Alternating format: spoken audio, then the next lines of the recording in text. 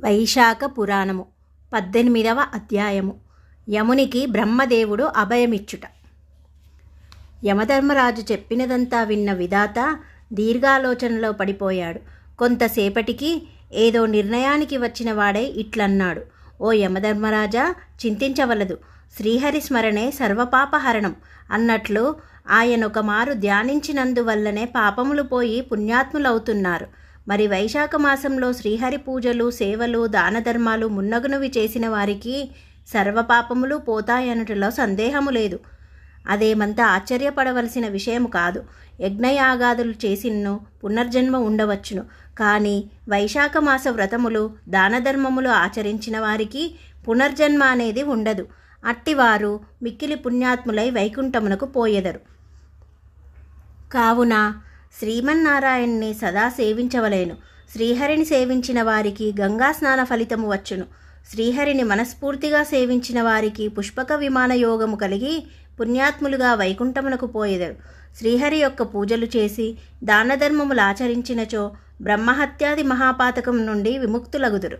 కులభ్రష్టులు, చోరులు, సేవకులు, అసత్యములాడువారు, యజమానిని మోసగించిన వారు, శిశుహత్యా దోషము చేసిన వారు, దుర్మార్గులు కూడా శ్రీహరిని సేవించుటచే తమ తమ పాపములను హరింపచేసుకొనగలరు. అదియునుగాక వైశాఖ మాస స్నానము, సద్బ్రాహ్మణునికి దానధర్మములు, అన్నదానము చేసినచో ఆ శ్రీమన్నారాయణుడు వారికి సర్వసంపదలు ఒసంగి అష్టైశ్వర్యములతో దీవించును. కావున వైశాఖ మాసమునకు అంతటి మహత్యమున్నది అని బ్రహ్మదేవుడు యమధర్మరాజుకు చెప్పుతుండగా సరస్వతీదేవియు వాయుదేవుడు మున్నగు దేవతలందరూ శ్రద్ధగా వినసాగారు. ఓ బ్రహ్మదేవా, జయపాలుడుండగా పాపులుండరని తేటతెల్లమగుచున్నది. మరి పాపులు లేనిచో నరకలోకమెందుకు? నేనెందుకు? పని పాటలు లేని మేమెందుకు? యమధర్మరాజునయ్యుండి జయపాలుని ఎదుట పరాభవించబడి తిని. నాకు పని కల్పించి నరకలోకమందు యథావిధిగా పాపులు వచ్చినట్లు చేసినచో నేనక్కడకు పోయేదను, లేనిచో అందరి ముందు చులకనైపోతున్నాను అంటూ చెప్పాడు. అంతటా బ్రహ్మదేవుడు: ఓ సూర్యనందన, శాంతింపుము. జయపాలుడు మిక్కిలి పుణ్యాత్ముడై గొప్ప కీర్తి కలిగి ఉన్నాడు. దుర్మార్గులను సన్మార్గులుగా చేసి విష్ణువుకు అత్యంత ప్రియభక్తుడైనాడు. అయినను ఆ శ్రీమన్నారాయణుడు కరుణాసముద్రుడు. నీ విషయంలో నేనేమీ చేయజాలను. కనుక మనము ఇరువురము శ్రీ మహావిష్ణువు కడకేగి మొరపెట్టుకొందుము. ఆయన మన మొర ఆలకించి తప్పక మమ్ములను దీవించగలడు. తగిన పరిష్కారమును గాని తరుణోపాయమును గాని చెప్పగలడు. దీనికంతటికీ ఆయనే సమర్థుడు. జయపాలుని విషయమై తగు నిర్ణయము తీసుకొనగలవాడే అతడే. ఆ శ్రీహరి సర్వలోక రక్షకుడు కదా, ఆయనకు తెలియనిది ఏముండును? కావున మనమిద్దరము ఆయన వద్దకు పోయి విషయమును విన్నవిద్దాము అన్నాడు బ్రహ్మ. బ్రహ్మదేవుడు యమధర్మరాజును వెంటబెట్టుకొని వైకుంఠమునకు పోయాడు. శ్రీహరి తన అర్ధాంగి అయిన లక్ష్మీదేవితో లోకరక్షణార్థము ఏదో ఆలోచిస్తున్నారు.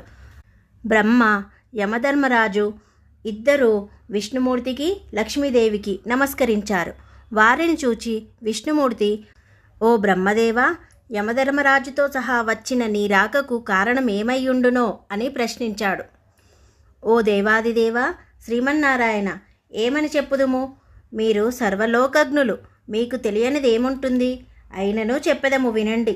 భూలోకంలో జయపాల మహారాజు మిక్కిలి పూజలు చేసి అతబల సంపన్నుడై తన రాజ్యమందలి ప్రజలందరి చేతను వైశాఖ మాస వ్రతములు, దానధర్మాలు చేయిస్తూ మిక్కిలి పుణ్యాత్ములుగా వారిని తీర్చిదిద్దుతున్నాడు. అందుచే వారందరూ పుణ్యాత్ములై మీ వైకుంఠవాసానికి వస్తున్నారు. పాపులు లేక నరకలోకము నిర్మానుష్యమైపోయింది. యమునికి పని పాట లేకుండా పోయింది. జయపాలుని పైకి దండెత్తిన యమధర్మరాజుకు పరాభవము ఎదురైంది. భక్తులను దండించే శక్తి యమునికి లేదు. కనుక దీనికి తరుణోపాయమును విన్నవింపుమని ప్రార్థించుచున్నాము. అంతటా విష్ణుమూర్తి చిరునవ్వు నవ్వి: బ్రహ్మదేవా, యమధర్మరాజా, వినండి. నా భక్తులను నేనెప్పుడూ విడువను. అందున వైశాఖ మాసమందు నా పూజలు చేసి వ్రతములనాచరించి దానధర్మములు చేసిన భక్తులను అత్యంత అభిమానంతో ఆదరింతును. నా సర్వస్వమును అనగా లక్ష్మీదేవిని, ఆదిశేషుని, గరత్మంతుణ్ణి, క్షీరసాగరాన్ని, కౌస్తుభహారాన్ని విడిచివేయుదునేమో కానీ భక్తులనెంత మాత్రమూ నిరాధారణకు గురి చెయ్యను. నా భక్తులు నన్ను చేరాలని నా కోసం అనేక కష్టములు పడుదురు, సర్వస్వాన్ని త్యాగం చేస్తారు. అట్టి భక్తులను వదిలివేయుట భావ్యమా? కావున నేను నా భక్తులను ఆదుకొనక మానను. కానీ మీకొక తరుణోపాయంను చెప్పెదను, వినండి. భూలోకంలోనున్న జయపాల మహారాజుకు 10,000 సంవత్సరాల ఆయుర్దాయం ఇచ్చియున్నాను. ఇప్పటికే 8,000 సంవత్సరాలు గడిచిపోయినవి. ఇంక 2,000 సంవత్సరాల ఆయుర్దాయం మిగిలియున్నది. జయపాల మహారాజు ఉన్నంతకాలము పాపులుండరు. కావున మీ ఉనికి ప్రశ్నార్థమగుచున్నది. అందుచే జయపాల మహారాజు పుణ్యఫలములో కొంత భాగము నీకిప్పించెదను. తద్వారా నీవు ఆ ఫలమును అనుభవిస్తూ ఉండుము. జయపాలుని అనంతరము అతని కుమారుడగు వేణుడు దుష్టుడై దుష్టపరిపాలన చేయును. ఈ జయపాలపుత్రుని రాక్షస పాలనలో పూజలుండవు, పునస్కారాలుండవు, యజ్ఞయాగాదులు, దానధర్మాలు, వ్రతకృతువులు అనేవి ఏమీ జరగవు. మిక్కిలి దుర్మార్గుడై పాలన కొనసాగించును. జనులందరూ పాపులైపోతారు. వారందరినీ సన్మార్గంలో నడిపించుటకు నేను మరొక అవతారము లాంటిది ఎత్తి దుష్ట శిక్షణ శిష్టరక్షణ గావిస్తాను.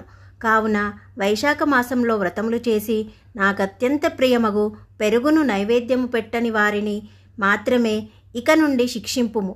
నాకు సక్రమంగా నైవేద్యం లొసంగిన భక్తుల జోలికి మాత్రం పోవలదు అని చెప్పాడు. యముడును సరే అన్నాడు. కావున వైశాఖ మాసంలో శ్రీహరిని ధ్యానించి విష్ణు పూజలు వ్రతములు చేసి దానధర్మాలను సంగవలెను. ఉదయాన్నే స్నానం చేసి శ్రీహరికి అర్ఘ్యపాద్యాదులను ఇవ్వాలి. అటుపిమ్మట యమునికి కూడా నీళ్లు వదలవలెను. వైశాఖ మాసంలో పౌర్ణమి తిథి యందు జలపాత్రను పెరగన్నమును యమధర్మరాజుకు కూడా నైవేద్యమిడి పితృదేవతలను స్మరిస్తూ శ్రీ మహావిష్ణువును పూజించాలి. పండ్లు, దక్షిణ, కంచు పాత్రతో సహా బ్రాహ్మణునికి దానమివ్వాలి. వైశాఖ మాస వ్రతమును చేయించే బ్రాహ్మణుని ఉచిత రీతిని సత్కరించాలి. 18వ రోజు పారాయణ భాగం సమాప్తం.